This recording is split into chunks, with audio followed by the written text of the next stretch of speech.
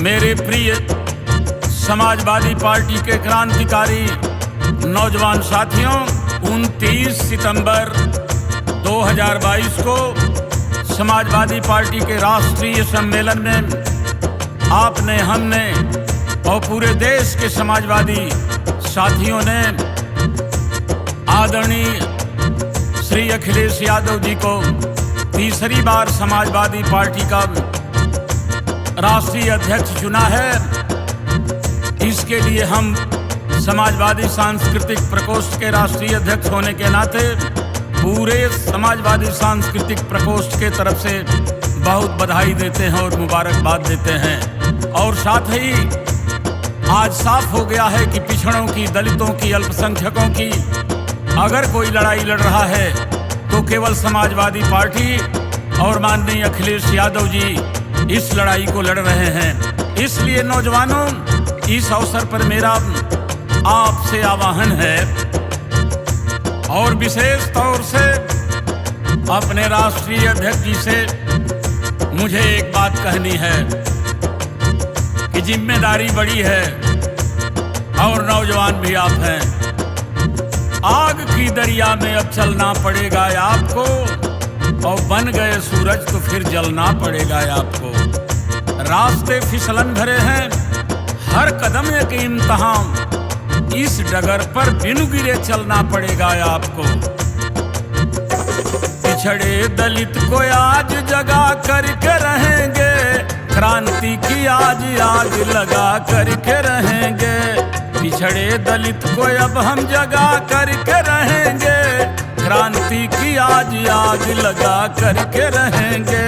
क्रांति की आज आग लगा करके रहेंगे। लोहिया का वंश नेताजी मुलायम कहलाए, इसी परंपरा में श्री अखिलेश जी आए। संघर्ष इनका पढ़ो, खून खौल उठेगा, सुनो इन्हें सुनोगे तो मन डोल उठेगा। मगर मुलायम भी जैसे नेताजी मुलायम, सरकार 12 में बनी वादे पे थे कायम। जनता को सभी काम बता करके रहेंगे, क्रांति की आज आग लगा करके रहेंगे। जनता को सभी काम बता करके रहेंगे, क्रांति की आज आग लगा करके रहेंगे। मैं ये बात इसलिए कह रहा हूँ कि मेरे नौजवान साथियों, आप 15 वर्ष पहले की बात याद करें। अखिलेश जी का संघर्ष आपको दिखाई देगा। जो आज का नौजवान उस क्रांतिकारी कदम को देखेगा तो झूम उठेगा।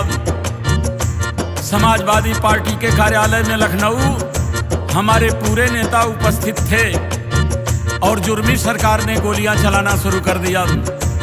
माननीय मुलायम सिंह यादव राष्ट्रीय अध्यक्ष समाजवादी पार्टी ने ऐलान किया कि अखिलेश, इन जुर्मियों के खिलाफ अगर आगे तुम नहीं चलोगे तो कौन चलेगा। हाथ पीछे बांध करके सीना गोली के सामने कर दो।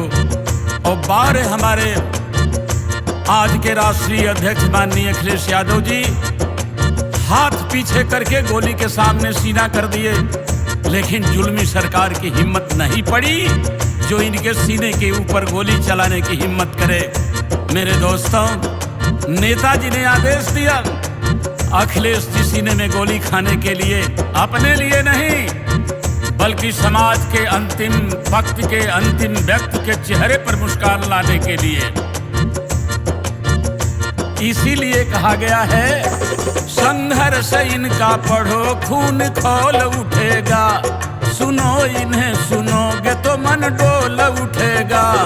मगर मुलायम भी जैसे नेताजी मुलायम, सरकार 12 में बनी वादे पे थे कायम। जनता को सभी काम बता करके रहेंगे, क्रांति की आज आग लगा करके रहेंगे। जनता को सभी काम बता करके रहेंगे, क्रांति की आज आग लगा करके रहेंगे। मेरे दोस्तों, लोहिया जी ने कहा था कि लिंग में कोई भेदभाव नहीं होना चाहिए, लिंग भेद नहीं होना चाहिए, औरत को भी सम्मान बराबर का मिलना चाहिए।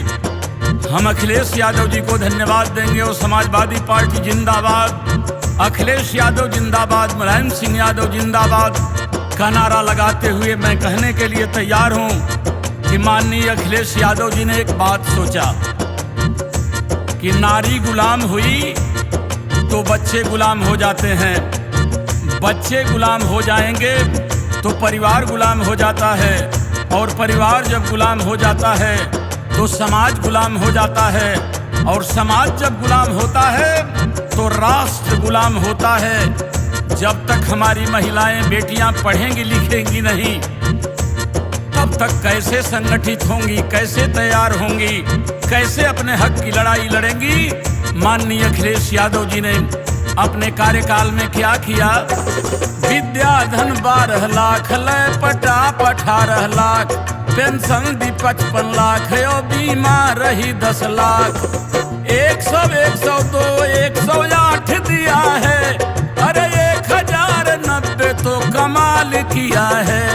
मेट्रो को लखनऊ में चला करके रहेंगे, क्रांति की आज आग लगा करके रहेंगे। मेट्रो को लखनऊ में चला करके रहेंगे, क्रांति की आज आग लगा करके रहेंगे। मेरे दोस्तों, अगर हम इनकी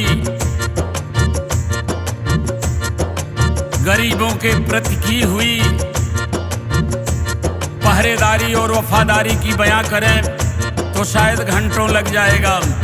आप जानते हैं, किसानों के लिए, नौजवानों के लिए, व्यापारियों के लिए, महिलाओं के लिए इन्होंने हर कानून बना करके प्रदेश की सेवा करने का काम किया।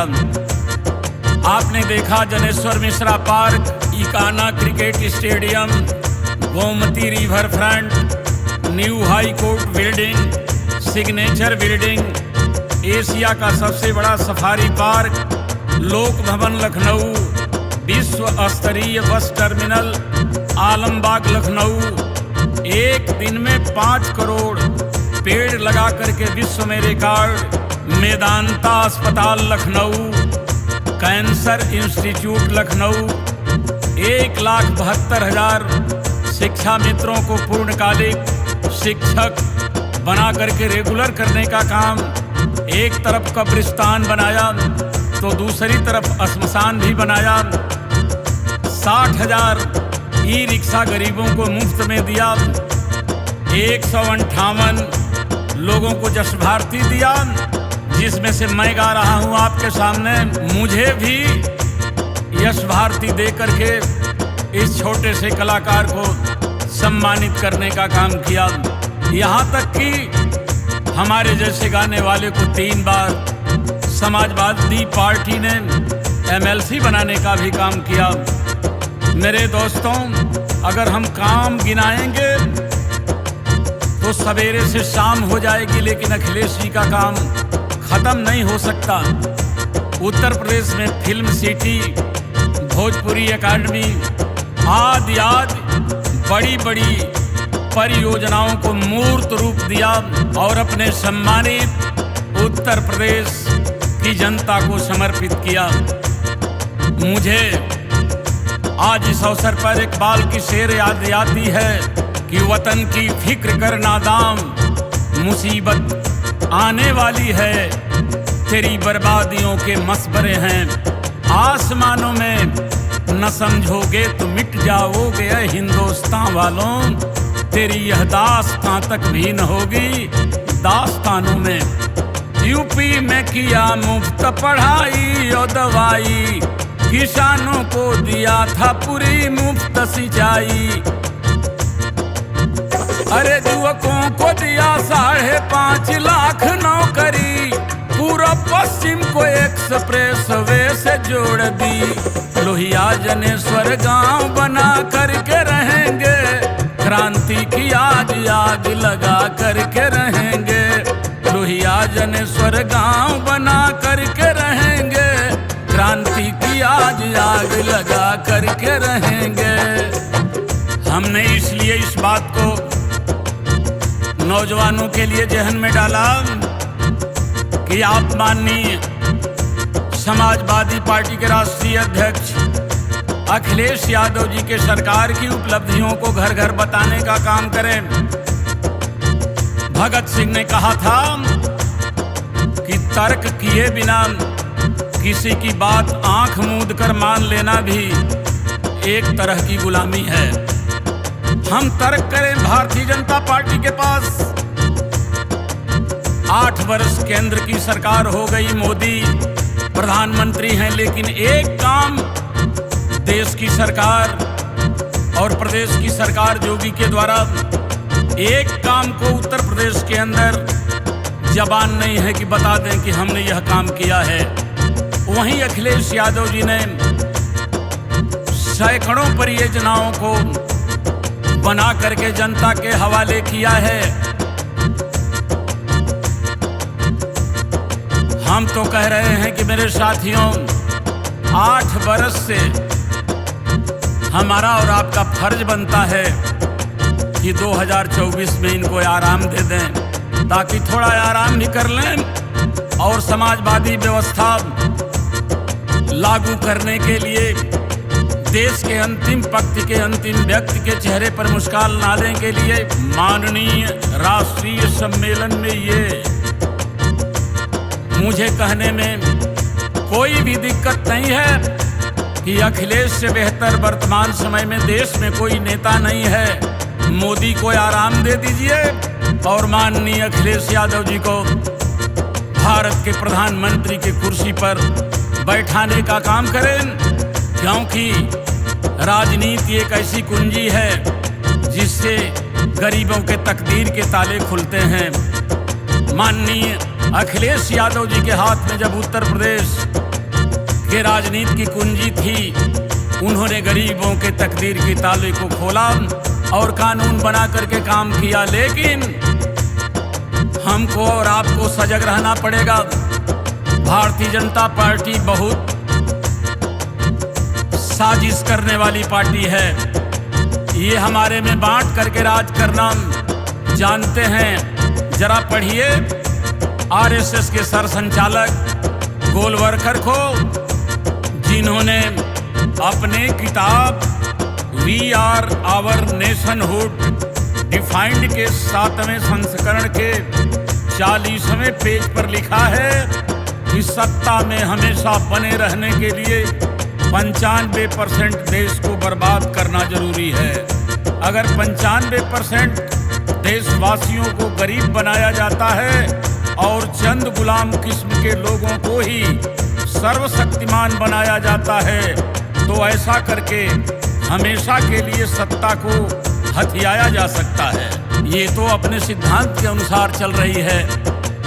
अगर हमें और आपको भारत का संविधान बचाना है तो मैं तमाम बहुजन समाज के लोगों से, पिछड़ों से, दलित से, अल्पसंख्यकों से कहूँगा कि एकजुट हो जाइए और समाजवादी पार्टी को वोट दे करके माननीय अखिलेश यादव जी को मजबूत करने का काम करें। मेरी आखिरी लाइन है, सजग नहीं थे हम, बीजेपी हमको बांट दी, पिछड़े गरीब वोटरों का वोट काट दी, मगर 24 में हो जाओ तैयार है अर्जी, मिलेगा राज चलेगी तब आपकी मर्जी, पिछड़ों का होता 60 बांधो गांठ को भारी, पाओगे हक तमाम जितनी तेरी हिस्सेदारी, काशी कितनी औकात गिना करके रहेंगे, काशी कितनी औकात गिना करके रहेंगे, क्रांति की आज आग लगा